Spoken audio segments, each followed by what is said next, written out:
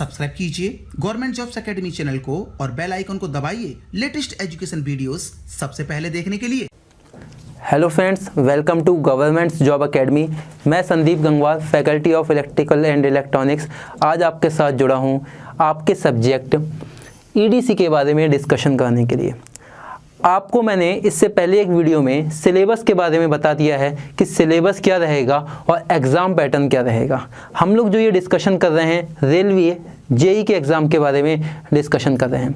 आपको मैंने उस वीडियो में बताया था कि जो ये ईडीसी सब्जेक्ट है वो आपका बेसिक इलेक्ट्रॉनिक्स के नाम से भी जाना जाता है और बेसिक इलेक्ट्रॉनिक्स के नाम से ये इलेक्ट्रिकल वाले स्टूडेंट्स के लिए पूछा जाता है। तो ये जो क्लास रहेगी वो इलेक्ट्रॉनिक्स एंड इलेक्ट्रिकल की जो अलाइड ब्रांचेज हैं उन दोनों के लिए रहेगी। तो आप जो दोनों ब्रांच के हैं आप ये मत सोचिएगा कि इलेक्ट्रॉनिक्स के सब्जेक्ट है तो इलेक्ट्रिकल के लिए नहीं रहेगा, इलेक्ट्रिकल के लिए भी ये सब्जेक्ट वैलिड है। तो ये ईडीसी की क्लास पहली होने वाली है। इसमें हम लोग क्या डिस्कस करेंगे, ईडीसी जो सब्जेक्ट है उसका बेसिक क्या है, या फिर ये कहूँ कि इलेक्ट्रॉनिक्स का बेसिक क्या है। ईडीसी का मतलब ये है electronics devices and circuit. Word पहला आ गया इलेक्ट्रॉनिक्स।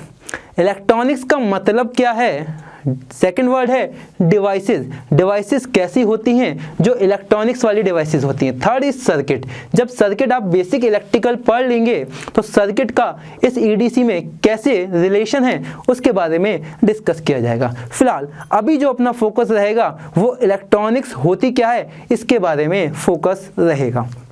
अपने लोग ईडीसी स्टार्ट करने से पहले मैं आपको ये बता दूं, ये जो सब्जेक्ट रहेगा ये आपके लिए बहुत ही इंपॉर्टेंट सब्जेक्ट है। इससे आपके जेई एग्जाम में पूछा जाएगा और क्वांटिटी इसकी नंबर ऑफ क्वेश्चन जो पूछे जाएंगे वो अच्छी क्वांटिटी में पूछे जाएंगे। क्यों? क्योंकि ये बेसिक है, इलेक्ट्रॉनिक्स का बेसिक है और बेसिक नॉलेज आपको पता होनी चाहिए। इसलिए रेलवे आपसे इसमें से 100% पूछेगा और नंबर्स ऑफ क्वेश्चंस रहेंगे ज़्यादा।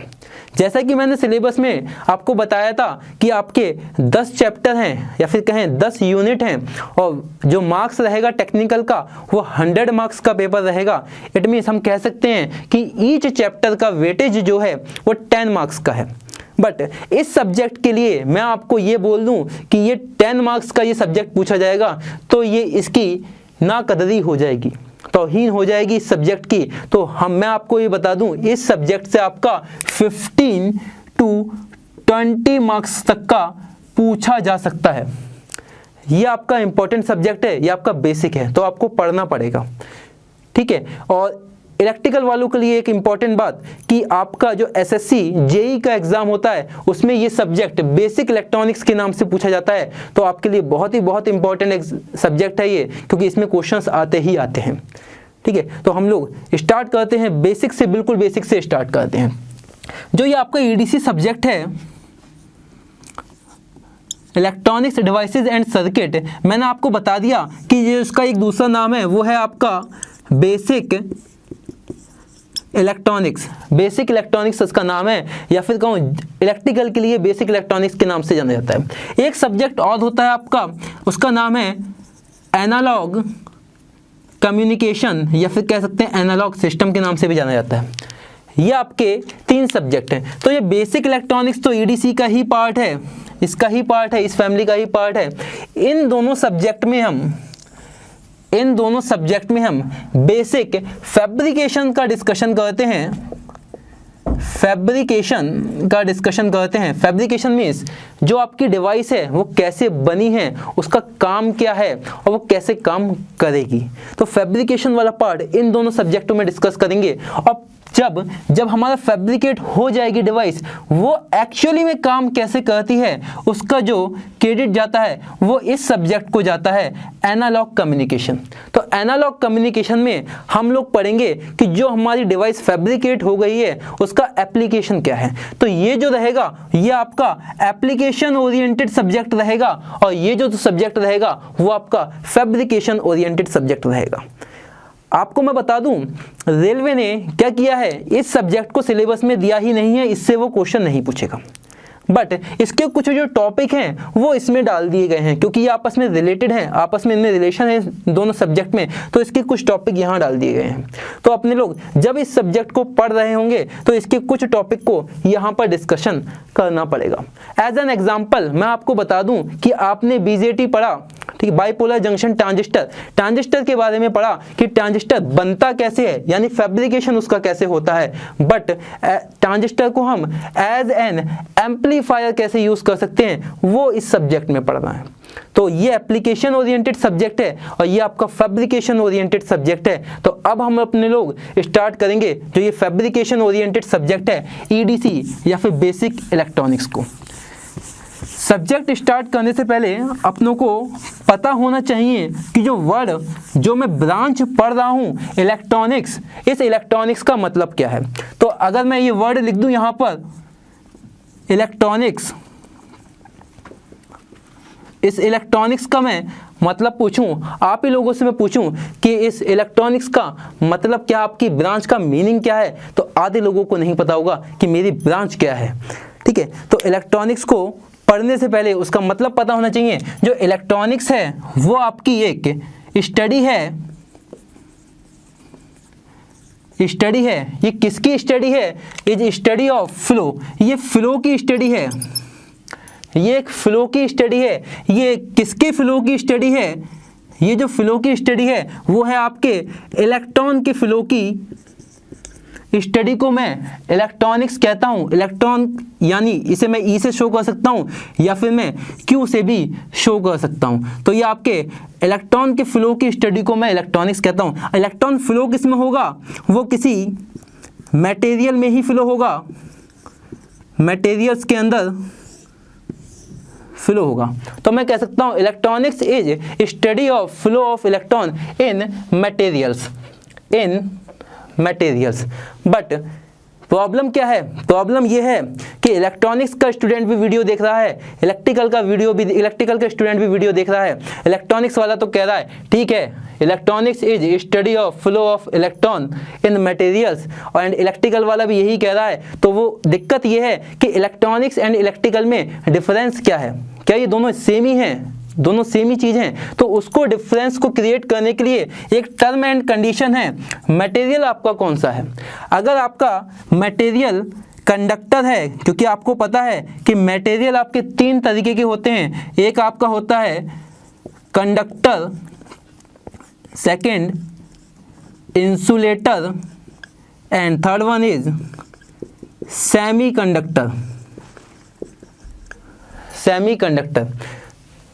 सेमीकंडक्टर।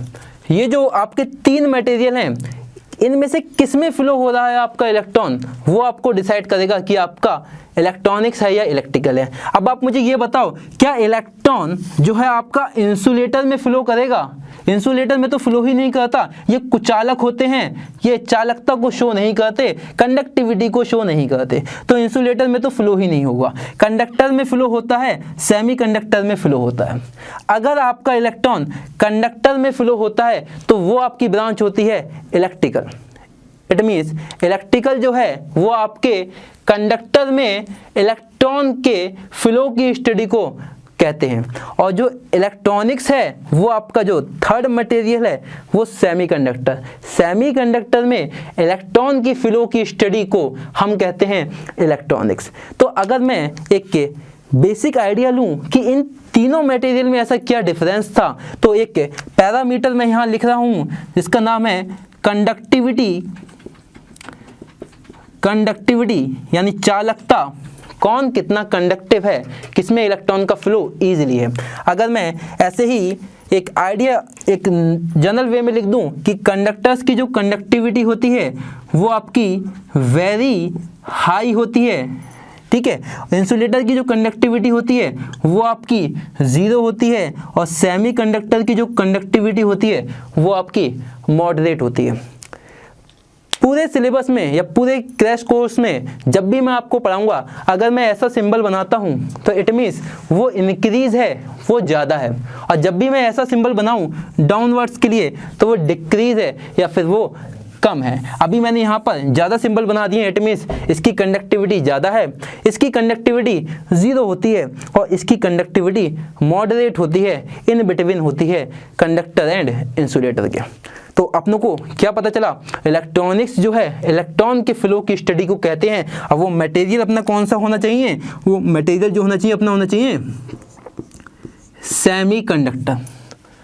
तो फिर मैं एक दूसरी भाषा बोल सकता हूँ इलेक्ट्रॉनिक्स की, जो इलेक्ट्रॉनिक्स है वो पूरी इलेक्ट्रॉनिक्स सेमीकंडक्टर पे बेस है। इट मीन्स कंडक्टर का मैं यूज़ नहीं करूँगा इलेक्ट्रॉनिक्स में, सेमीकंडक्टर का ही यूज़ करने वाला हूँ।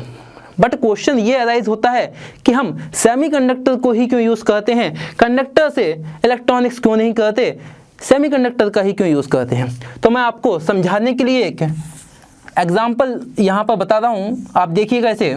सपोज कीजिए ये कोई बीकर है, इस बीकर में कुछ आपका बॉयल हो रहा है, पानी है या फिर कुछ भी है आपका, नीचे आपका वुड लगी हुई है, ये लकड़ी है जो कि आपकी कुचालक है, इंसुलेटर है, ये आपका है इंसुलेटर, दिख रहा है ये आपका इंसुलेटर है, यहाँ लिख देता हूँ मैं, ठीक है। ये आपका जो है इंसुलेटर है, इसमें मान लीजिए कोई स्पून पड़ा हुआ है जो कि आपका कंडक्टर है या फिर कंडक्टिंग एलिमेंट का बना हुआ है, कंडक्टर है, कोई स्पून पड़ा हुआ है। इस स्पून के ऊपर यहाँ पर कोई प्लास्टिक या लकड़ी का कोई कवर नहीं है, जैसे अपन लोगों के घर पे होता है, कोई स्पून बड़ा स्पून होता है उससे प्लास्टिक या लकड़ी का होता है, यहाँ पर ऐसा कुछ नहीं है, ये पूरा कंडक्टिंग एलिमेंट है, ये इसमें पड़ा हुआ है काफ़ी टाइम से। और ये यहाँ पर ये आपकी ये फायर लगी हुई है, आग जल रही है काफ़ी टाइम से, ये पानी बॉयल हो रहा है, ये पानी बॉयल हो रहा है, इसमें बुलबुले भी निकल रहे हैं भाई, पानी आपका बॉयल हो रहा है। अब ये आपका स्पून इसके अंदर पड़ा हुआ है। अब आप मुझे एक बात बताइए, ये है कंडक्टर और ये है इंसुलेटर, ध्यान से सुनिएगा। आपका कोई दोस्त आया जो कि आपका बेस्ट फ्रेंड है, वो क्या कर रहा है, आप चाहेंगे, वो आ रहा है, वो इसे पकड़ना चाहता है और ये काफ़ी टाइम से इसमें पड़ा हुआ है। आप मन में बताइएगा कि वो चाहे इस स्पून को यहाँ से पकड़ना चाहे, तो आप क्या चाहेंगे कि आपका दोस्त उस स्पून को यहाँ से पकड़े? नहीं ना, क्योंकि वो आपका दोस्त है, आप नहीं चाहेंगे वो उसको यहाँ से पकड़े, क्योंकि उसे हीट फील होगी या फिर कह सकते हैं उसे कंडक्शन फील होगा। वो कहाँ पे, इस पॉइंट पर। सेकंड पॉइंट, आपका दोस्त यहाँ से इसे पकड़ता है, तो क्या आप ये चाहेंगे कि वो इसे यहाँ से पकड़े? अभी भी आंसर रहेगा आपका नहीं, क्योंकि यहाँ पर भी उसे हीट फील होगी और आप नहीं चाहते कि आपका दोस्त उसे यहाँ से पकड़े। तो आपका दोस्त नासमझ है, आपकी बात नहीं मानता, या फिर यहाँ से पकड़ लेता है या फिर यहाँ से पकड़ लेता है, लेकिन आप नहीं चाहते कि उसे हीट फील हो, ठीक है। आप इस बात को याद रखिएगा। सेकंड पोर्शन में अभी आइएगा। सेकंड पोर्शन जो है आपका, नीचे वुड लगी हुई है, इंसुलेटर। अब आपका कोई दोस्त नहीं है, अब आपका कोई एनिमी है, आपका कोई दुश्मन है, कट्टर दुश्मन है आपका। अब वो क्या कर रहा है, इस लकड़ी को यहाँ से पकड़ के बैठा हुआ है, यहाँ पर पकड़ के बैठा हुआ है। क्या उसे हीट फील होगी? नहीं ना। बट आप चाहेंगे, वैसे आप नहीं चाहेंगे, अगर दिल के साफ रहेंगे तो आप नहीं चाहेंगे, लेकिन अगर आप चाहेंगे कि उसे हीट फील हो, लेकिन उसे यहाँ पर हीट फील नहीं होगी, तो दो कंडीशन बन गई। आप चाहते हैं कि मेरे दोस्त को हीट फील ना हो, और आप चाहते हैं कि मेरे दुश्मन को यहाँ पर हीट फील हो जाए। ये यहाँ पर बैठा हुआ है, आप चाहते हैं इसको यहाँ पर हीट फील हो जाए। तो ये कब पॉसिबल है? ये तब पॉसिबल है, ये आपका वुड ना होके अगर ये आपका सेमीकंडक्टर होता। सेमीकंडक्टर को मैं ऐसे लिख रहा हूँ, सेमीकंडक्टर, और ये कंडक्टर ना होके ये आपका सेमीकंडक्टर होता। अगर ये आपका सेमीकंडक्टर होता तो ये आपके डिज़ायर के अकॉर्डिंग चलता। आप जब चाहते कंडक्टिव हो जाए तो तब कंडक्टिव होता, आप जब चाहते कंडक्टिव ना हो तब वो कंडक्टिव नहीं होता। इट मीन्स अगर आपका दोस्त दुश्मन यहाँ बैठा हुआ है और आप चाहते हैं उसे हीट फील हो, और ये इंसुलेटर ना हो कि सेमीकंडक्टर है, तो इसे हीट फील हो जाएगी, क्योंकि सेमीकंडक्टर वो मटेरियल है जो मेरी डिज़ायर के अकॉर्डिंग चलता है, और मेरी डिज़ायर ये है कि मेरे दुश्मन को यहाँ पर हीट फील हो।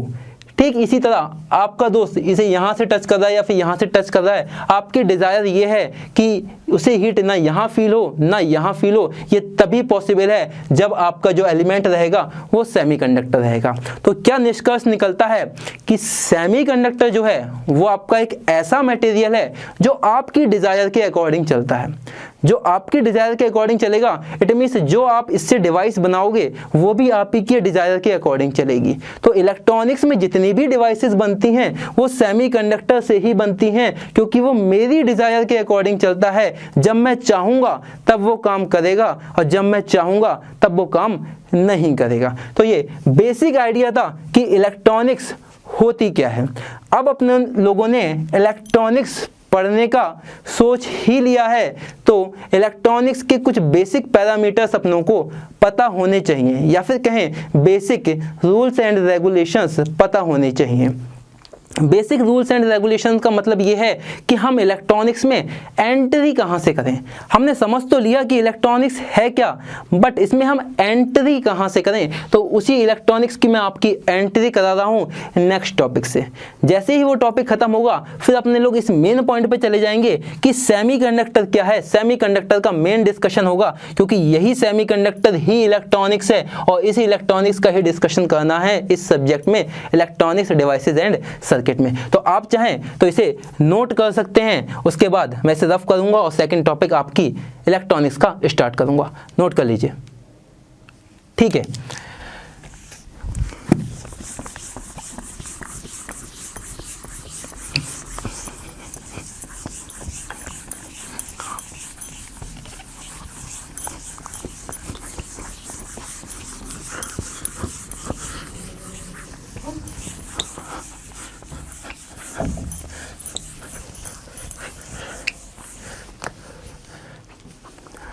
ठीक है दोस्तों, हमने अभी देखा कि इलेक्ट्रॉनिक्स क्या है, सेमीकंडक्टर पे बेस है, सेमीकंडक्टर का डिस्कशन करना है। उससे पहले मैं एक नया टॉपिक आपको स्टार्ट कर रहा हूँ। टॉपिक का नाम नहीं लिख रहा हूँ मैं, टॉपिक का नाम नहीं लिख रहा हूँ। अभी आपको पता चल जाएगा कि टॉपिक का नाम क्यों नहीं लिख रहा हूँ। उससे पहले मैं आपसे एक बात पूछना चाहता हूँ। आपने 11th या 12th में पढ़ा होगा कि आपका एक न्यूक्लियस होता है और उस न्यूक्लियस के पास एक प्रोटॉन होता है जिस पे पॉजिटिव चार्ज होता है, ठीक है, और इसके सराउंडिंग एक इलेक्ट्रॉन रोटेशन में सर्किल में मूव करता है। तो ये जो इलेक्ट्रॉन है इस पॉजिटिव प्रोटॉन के चारों तरफ रिवॉल्व करता है, और जिस पाथ पे ये रिवॉल्व करता है, जो इसका ये रूट लोकस है, उसे मैं केमिस्ट्री की भाषा में या फिजिक्स की भाषा में ऑर्बिट के नाम से जानता हूँ। ये सभी आप लोगों ने पढ़ा हुआ होगा, लेकिन इसका डिस्कशन अभी अपने पास नहीं है, ना ही ये अपने लिए इम्पोर्टेंट है। बट मैं इसको यहाँ इसलिए ले रहा हूँ क्योंकि यही है वो टॉपिक, यही है वो पॉइंट जो आपको एंट्री कराएगा इलेक्ट्रॉनिक्स में। कैसे कराता है अभी आप देखिएगा।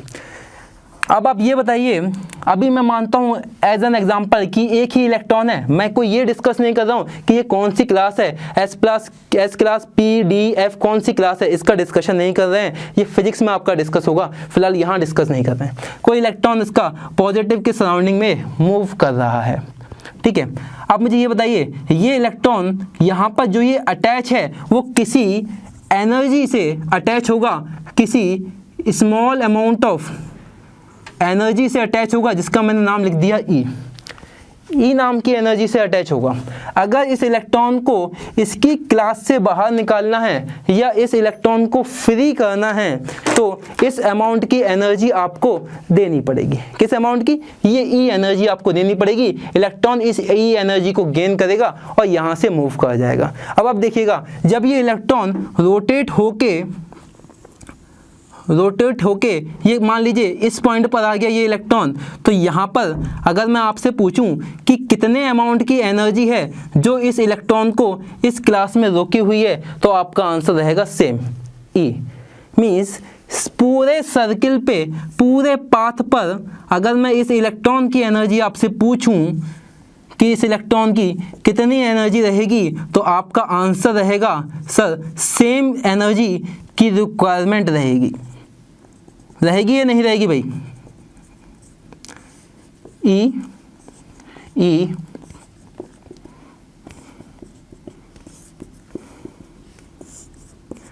ठीक है, हर पॉइंट पर एनर्जी की रिक्वायरमेंट सेम है, इक्वल है। तो मैं क्या ये कह सकता हूँ कि ये जो पूरा पाथ है जिसका नाम मैंने ऑर्बिट रखा था, यहाँ पर एनर्जी की रिक्वायरमेंट ई थी, यहाँ पर ई, यहाँ पर भी ई, सब जगह ई, एनर्जी फिक्स है। जब एनर्जी फिक्स है तो इसका नाम मैं ये कह सकता हूँ कि इसका नाम है एनर्जी लेवल, क्योंकि फिक्स अमाउंट की एनर्जी की रिक्वायरमेंट है तो ये है एनर्जी लेवल, ई की रिक्वायरमेंट है। तो अब इस ऑर्बिट का नाम हो गया energy level. My dear friends, अब आज से आप लोग इसे ऑर्बिट के नाम से नहीं जानेंगे, इसे आप एनर्जी लेवल के नाम से जानेंगे, और यही एनर्जी लेवल है जो अपनों को इलेक्ट्रॉनिक्स में एंट्री कराएगा। ठीक है, तो अगर आप किसी मटेरियल या किसी डिवाइस की बात करेंगे तो क्या उसमें सिर्फ एक प्रोटॉन होगा? नहीं ना। क्या उसमें सिर्फ एक इलेक्ट्रॉन होगा? नहीं ना। उसमें नंबर ऑफ प्रोटॉन्स रहेंगे, नंबर ऑफ इलेक्ट्रॉन्स रहेंगे। ठीक है, तो वही चीज़ अपनों को इलेक्ट्रॉनिक्स में भी एंट्री कराने वाली है। आप ये चाहें नोट कर लीजिए, फिर मैं इसे रफ करके नेक्स्ट पॉइंट पे बढ़ रहा हूँ कि नेक्स्ट पॉइंट इसका क्या रहेगा।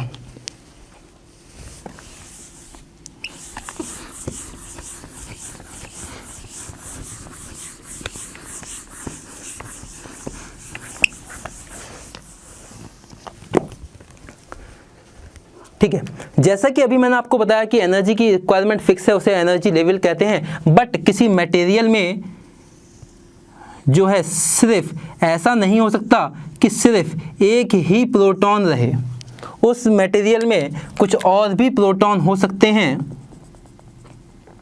कुछ और भी एनर्जी लेवल हो सकते हैं, क्योंकि नंबर ऑफ प्रोटॉन्स रहेंगे और नंबर्स ऑफ इलेक्ट्रॉन रहेंगे। तो ये मैंने ऐसे कुछ बना दिए हैं एनर्जी लेवल। अब आप मेरी बात को समझिएगा। मैंने कोई एग्जांपल के लिए कह दिया कि ये जो प्रोटॉन है ये बी है, ये ए है, ये सी है। जो आपका इलेक्ट्रॉन था वो आपका मेन इलेक्ट्रॉन जो मैंने बनाया सिंगल इलेक्ट्रॉन, वो ये ई है। आपको पता होगा कि इलेक्ट्रॉन जो है प्रोटॉन के चारों तरफ चक्कर लगाता है, और जितने पास होता है, जितने प्रोटॉन के नज़दीक होता है, जितने एरिया उसका कम होता है वो उतनी ही स्पीड में रिवॉल्व करता है, और जितनी डिस्टेंस पे होता है वो उतना ही स्लो मोशन में मूव करता है। डिस्टेंस ज़्यादा तो स्लो मोशन, या फिर कहें आउटर क्लास में होगा तो स्लो मोशन में मूव करेगा, और इनर क्लास में होगा तो फास्ट मूव करेगा। जब भी इलेक्ट्रॉन किसी पॉजिटिव पार्ट को या पॉजिटिव सप्लाई को देखता है तो उसकी तरफ अट्रैक्ट होना चाहता है, क्योंकि वो उसकी तरफ रिकम्बाइन होना चाहता है। जो मैंने अभी वर्ड बोला कि आउटर क्लास में होगा, बाहरी कोश में होगा तो हल्के मूव करेगा या फिर धीरे धीरे मूव करेगा। जो आउटर क्लास में इलेक्ट्रॉन होते हैं उनको हम वैलेंस इलेक्ट्रॉन कहते हैं, तो वो वैलेंस इलेक्ट्रॉन के नाम से जाने जाते हैं। फिलहाल अभी आप ये देखिएगा, ये इलेक्ट्रॉन है आपका, इस क्लास में मूव कर रहा है, एनर्जी लेवल ई फिक्स है जो कि ऐसे मूव कर रही है। जैसे ही ये इलेक्ट्रॉन रोटेट होते होते यहाँ पे आया, जैसे ये इलेक्ट्रॉन रोटेट होते होते यहाँ पे आया तो इस इलेक्ट्रॉन ने क्या देखा? इस इलेक्ट्रॉन ने ये देखा भाई कि बी जो है मुझसे काफ़ी डिस्टेंस पे है, ए के मैं पास में हूँ, तो ये चाहेगा कि मैं इस ए की तरफ अट्रैक्ट हो जाऊं, क्योंकि ये पास में रहेगा और इलेक्ट्रॉन का नेचर होता है कि पॉजिटिव, आपके पॉजिटिव की तरफ रोटेट होने का, तो ये चाहेगा कि मैं इसकी तरफ आ जाऊं। उसी टाइम ये बी कहेंगे कि नहीं, आप ऐसा मत करिए, आप मेरे इलेक्ट्रॉन हैं, आप मुझे छोड़ के मत जाइए।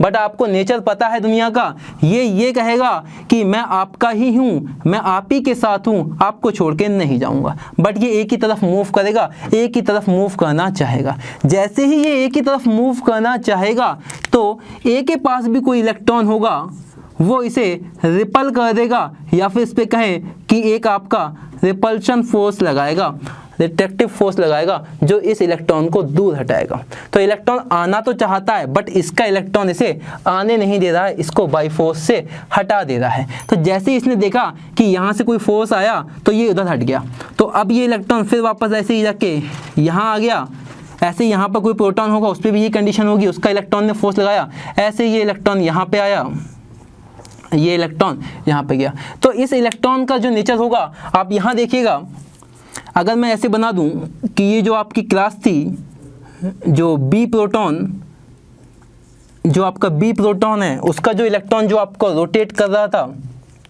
इस तरीके से रोटेट कर रहा था इस क्लास में, जिसे मैं एनर्जी लेवल से ई के नाम से जानना था या फिर ऑर्बिट के नाम से जानना था, ये इलेक्ट्रॉन रोटेट कर रहा। अब ये क्या है, इसने जैसे ही यहाँ से मूव किया, ये तो एक एग्जांपल है कि ए है यहाँ पर और कुछ भी हो सकता है, सी डी ई एफ कुछ भी हो सकते हैं, बहुत सारे नंबर ऑफ प्रोटॉन्स हैं, सबका अलग अलग प्रोटॉन्स काफ़ी हैं, काफ़ी नंबर्स ऑफ प्रोटॉन हैं और काफ़ी नंबर्स ऑफ इलेक्ट्रॉन भी हैं। ऐसा ही नहीं कि सिंगल एक इलेक्ट्रॉन है, काफ़ी नंबर्स ऑफ इलेक्ट्रॉन है। तो इस इलेक्ट्रॉन पे जो अपना ये मेन इलेक्ट्रॉन है, इस इलेक्ट्रॉन पे नंबर ऑफ फोर्सेस फील हो रहे हैं, किसकी वजह से? Due to presence of number of protons and due to presence of number of electrons.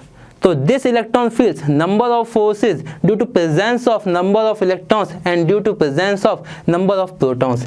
इसकी वजह से इस इलेक्ट्रॉन का जो रोटेशन मैंने अभी सर्कुलर बताया था, ये सर्कुलर ना होकर कुछ इस तरीके से कभी उधर एक ही साइड जाएगा, कभी वापस आ जाएगा उधर से रिपल्सिव, कभी ऐसे कुछ इस तरीके से मूव करेगा।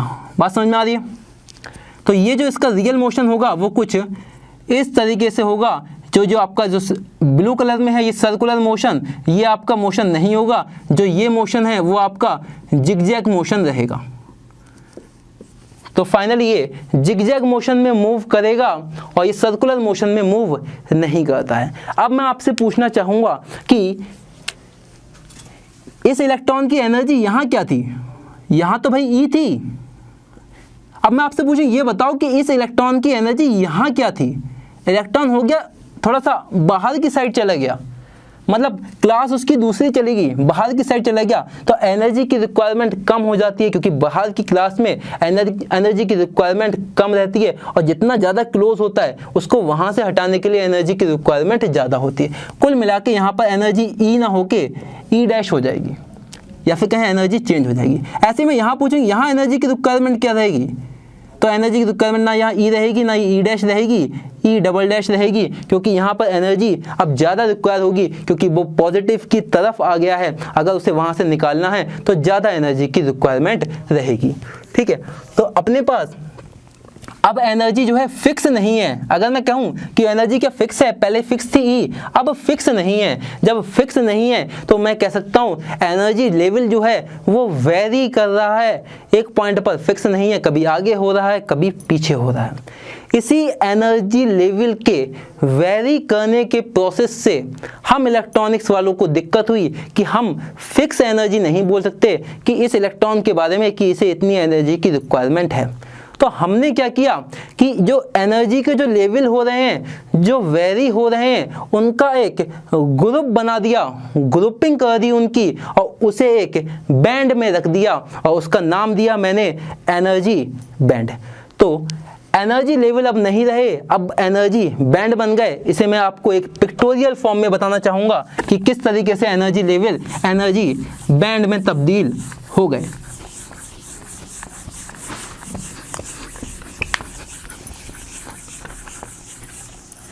ये देखिएगा कि अगर मैं कोई एक पिक्टोरियल डायग्राम बनाऊं, कोई ग्राफ नहीं है, इसे समझने के लिए बता रहा हूं मैं कि आपका कोई एनर्जी लेवल एक 1 था, 2 था, 3, 4, 6, 7, 8, 9, ऐसे आपके कितने भी आपके क्या थे एनर्जी लेवल।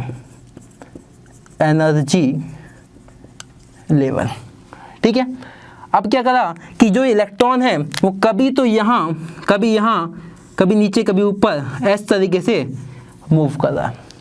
अब मुझे ये बताओ, मान लो ये एनर्जी लेवल 0 है, यहाँ एनर्जी की रिक्वायरमेंट है नहीं, यहाँ एनर्जी लेवल ऊपर की तरफ बढ़ता हुआ जा रहा है, एनर्जी लेवल ऊपर की साइड बढ़ता हुआ जा रहा है। क्या कोई इलेक्ट्रॉन ऐसा होगा जो एनर्जी लेवल 2 पे रहे और एनर्जी लेवल 15 तक चला जाए? या फिर ये वाला जो इलेक्ट्रॉन था, जो अभी मैंने बताया था कि बी का जो इलेक्ट्रॉन था वो ए के आसपास तो घूम सकता है, क्या वो जेड वाले के पास जा सकता है जो बिल्कुल लास्ट में होगा?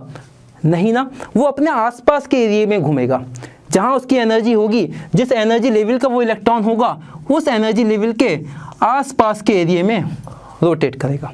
बात समझ में आ रही है? तो ये जो इलेक्ट्रॉन है वो सर्कुलर ना होके जिगजैग मोशन में रहता है। जिगजैग मोशन की वजह से कभी उसकी एनर्जी की रिक्वायरमेंट कभी 7, कभी 8, कभी 9, फिर कभी 8, फिर कभी 7, कभी 6, इस तरीके से वेरी होती रहती है। तो उसकी रेंज बना दी जाती है। कुछ इलेक्ट्रॉनों की प्रॉपर्टीज़ देख के देखा जाता है कि कुछ इलेक्ट्रॉन इस ग्रुप में मूव कर रहे हैं और कुछ इलेक्ट्रॉन इस ग्रुप में रोटेट हो रहे हैं। तो ग्रुपिंग कर दी गई है। जैसे ही ग्रुपिंग हमने की